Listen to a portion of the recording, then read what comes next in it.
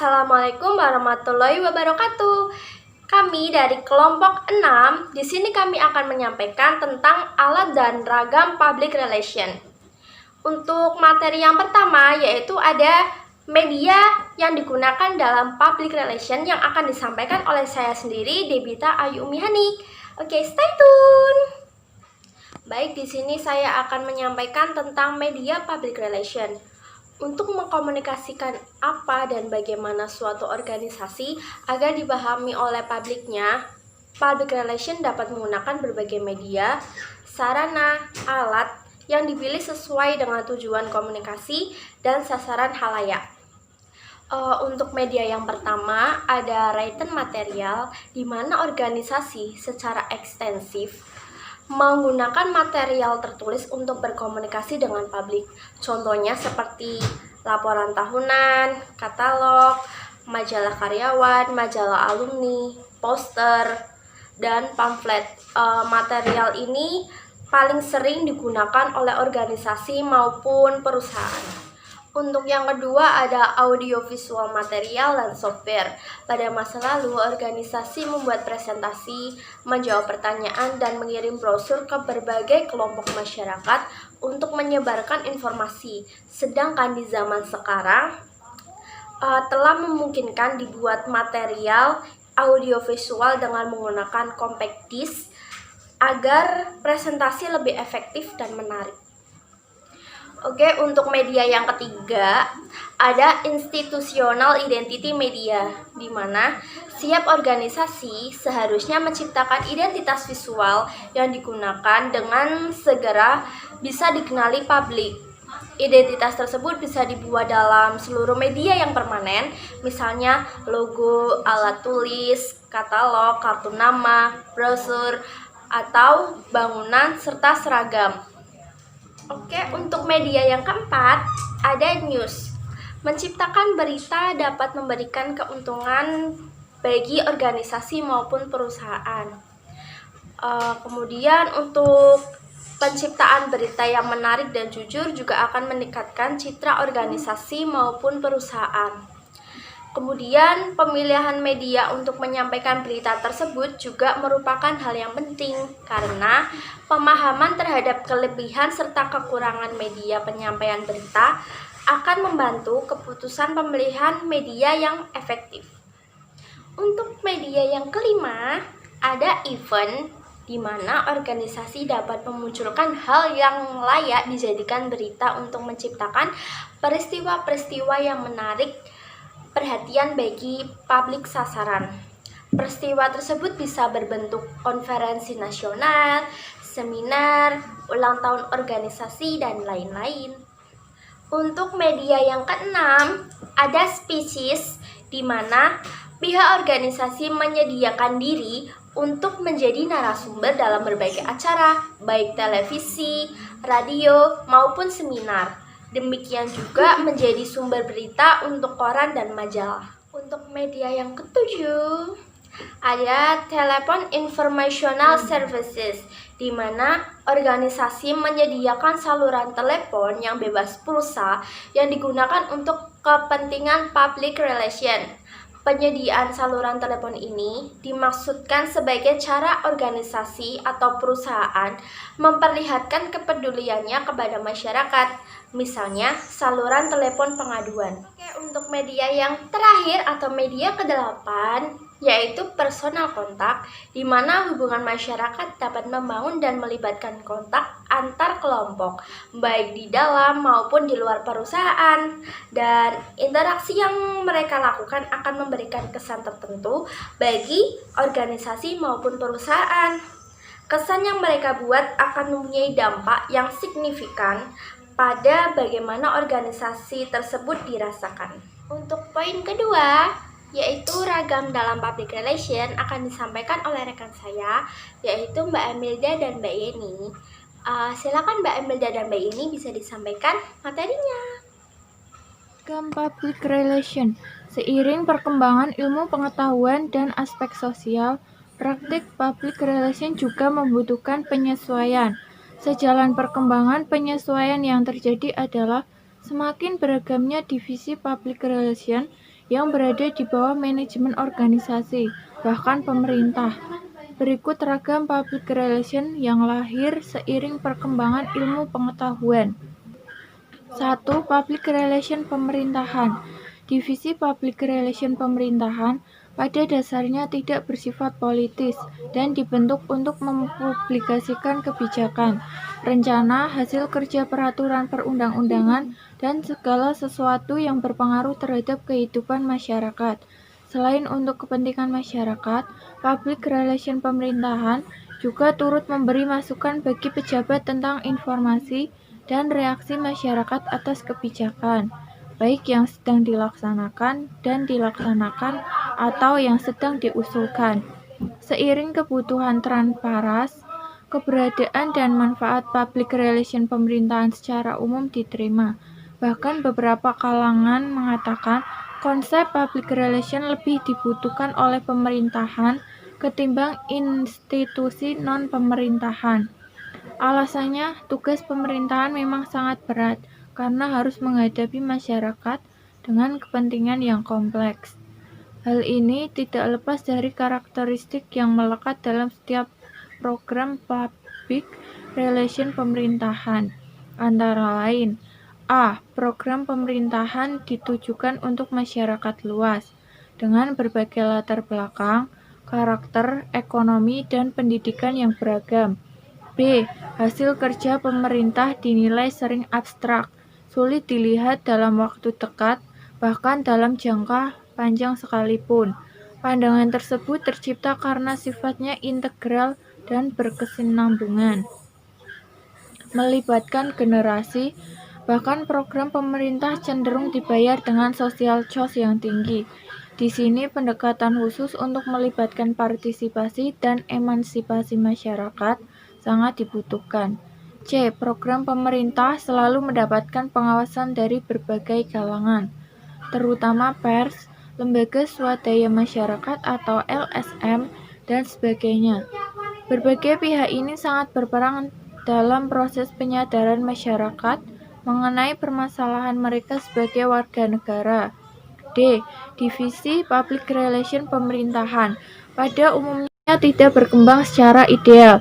Kondisi tidak ideal tersebut terjadi karena berbagai hambatan, misalnya masalah dana, job description yang tumpang tindih, penyalahgunaan fungsi public relation oleh pejabat, dan sebagainya.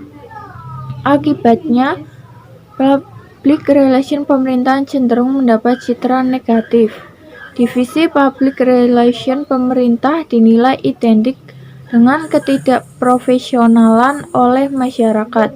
Alasannya, pada umumnya para pejabat tidak paham terhadap peran dan fungsi public relation, sehingga tidak dimanfaatkan secara optimal.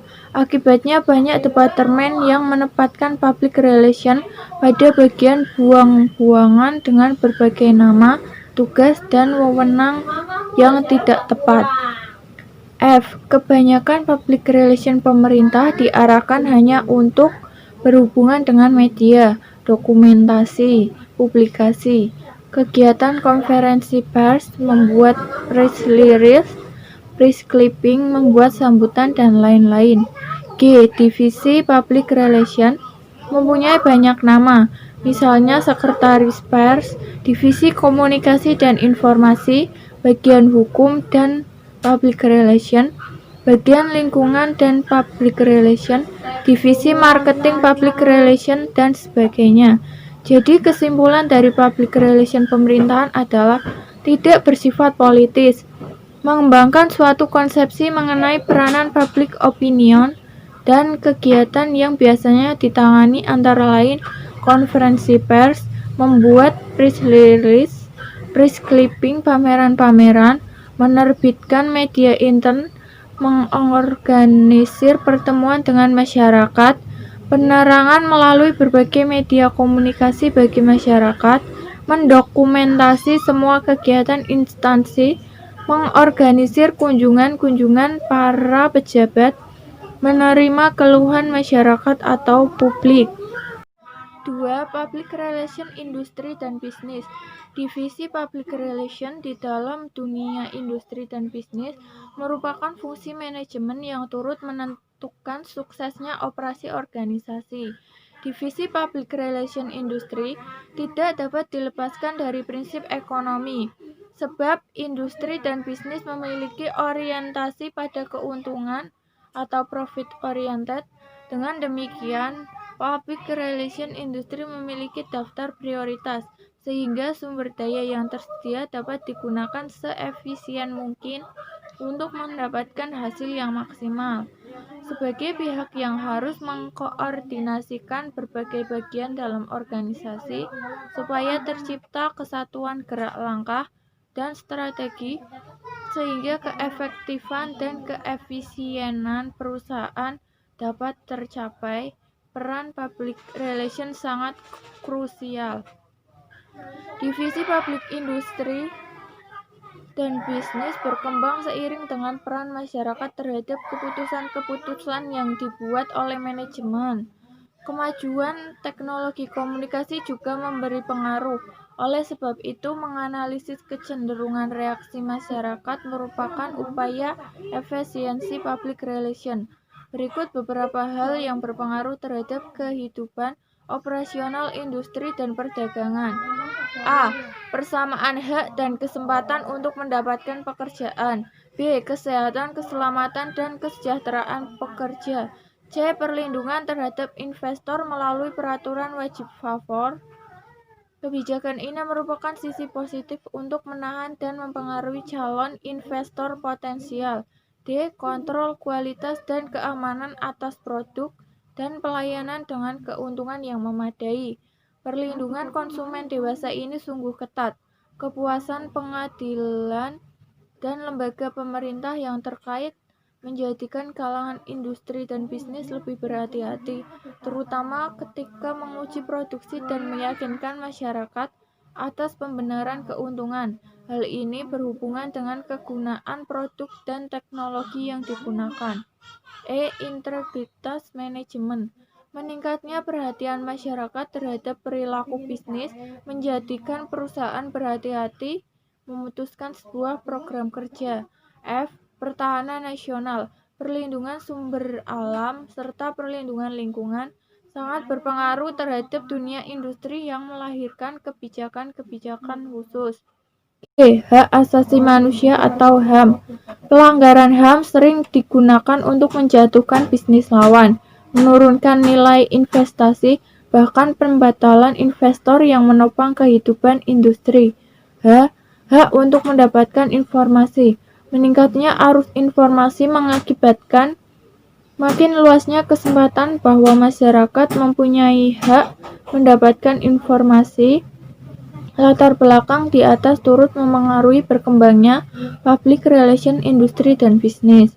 Beberapa tugas public relation industri dan bisnis meliputi hubungan dengan pelanggan dan marketing, yang pada akhirnya melahirkan terapan marketing public relation atau MPR, hubungan dengan pemegang saham, hubungan dengan karyawan, hubungan dengan pers, bantuan merekrut pegawai baru, hubungan dengan komunitas, hubungan antar organisasi lain, dan hubungan dengan pemerintah atau legislatif dan eksekutif. Selanjutnya, ragam public relation yang ketiga yaitu public relation sosial masyarakat. Aktivitas public relation menyangkut kesejahteraan umum terpisah dari implikasi komersial. Di dalamnya, misi utama public relation adalah mengembangkan rasa saling pengertian, kepercayaan, dan bantuan. Berikut beberapa konsep public relation organisasi yang berkaitan langsung dengan kesejahteraan masyarakat, yaitu public relation kepolisian. Kehidupan kerja lembaga polisi sangat berkaitan dengan beragam kelompok masyarakat, menjaga hak warga negara dan menjaga ketertiban umum. Melihat lingkup di atas, sendi-sendi public relation sangat jelas melekat dengan lembaga polisi.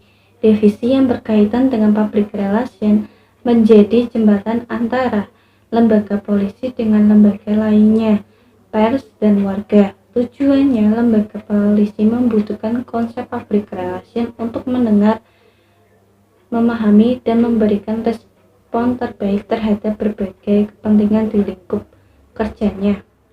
Selanjutnya, public relation organisasi keagamaan. Organisasi keagamaan sadar akan pentingnya media massa untuk menjamah para jemaat dan menguatkan ajaran. Staf public relation di dalam organisasi ini bertugas untuk menangani publikasi, penerangan, pengumpulan dana, dan penyelenggaraan special event. Bahkan mengikuti kemajuan teknologi komunikasi, organisasi keagamaan membentuk jaringan broadcasting serta memanfaatkan produksi audiovisual untuk menyebarkan ajarannya. Selanjutnya, yang ketiga, public relation profesi. Konsep public relation juga dibutuhkan oleh beragam profesi seperti dokter, pengacara, wartawan, artis, dan sebagainya. Program kerja public relation membantu profesi-profesi tertentu untuk mendapat pengakuan masyarakat sekaligus publikasi hasil kerja. Dokter dan praktisi kesehatan membutuhkan program kerja public relation untuk kampanye hidup sehat dan publikasi hasil penelitian. Artis membutuhkan program kerja PR untuk publikasi karya terbaru. Itulah contoh betapa PR sangat dibutuhkan oleh profesi-profesi tertentu. Dan yang keempat, public relation organisasi sukarela. Organisasi sukarela berhubungan dengan sirkulasi dana untuk kebutuhan kerja sosial dan program kesejahteraan masyarakat. Sampai tahun 1988 memandang aktivitas organisasi sukarela adalah praktik PR yang kontinu, karena sebagian besar para pekerja baik di pusat maupun di cabang tidak dibayar. Namun dan selalu diperlukan untuk memelihara semangat terhadap kebijakan dan konsistensi organisasi. Di dalam prosesnya, divisi PR membantu merancang program yang progresif terkait pengumpulan dan pemanfaatan dana untuk kebaikan publik. Dan yang kelima, public relation internasional. Divisi ini sebagai bentuk respons cepatnya perkembangan di segala bidang di seluruh dunia. Kondisi tersebut memungkinkan terjadinya kerjasama antar negara. Kerjasama dengan skala internasional sangat mempengaruhi hajat hidup orang banyak. Oleh sebab itu, dalam upaya membina hubungan yang baik, negara membutuhkan konsep yang praktisi PR. Selain menjaga hubungan politik tetap terjaga, praktisi PR juga berperan dalam kegiatan sosial yang melibatkan banyak negara. Dari makalah alat dan ragam public relation, kita dapat mengambil kesimpulan, yaitu kesimpulannya, demi mencapai tujuan organisasi, praktisi PR harus turut serta dalam setiap prosesnya. Salah satu proses yang berkaitan dengan program kerja adalah promosi dan pemasaran untuk membantu PR bekerja. Ada beragam alat yang dapat dimaksimalkan. Alat dalam PR yaitu yang pertama, written material, yang kedua, audiovisual material and software, yang ketiga, institutional identity media, yang keempat, news, 5, event, keenam, species, 7, telepon informasional service, yang ke-8 personal kontak. Sedangkan ragam public relation terdiri dari public relation pemerintah, public relation industri dan bisnis, public relation sosial masyarakat. Sekian dari kelompok kami. Apabila ada salah kata dalam pengucapan dan dalam materinya, mohon dimaafkan. Wassalamualaikum warahmatullahi wabarakatuh.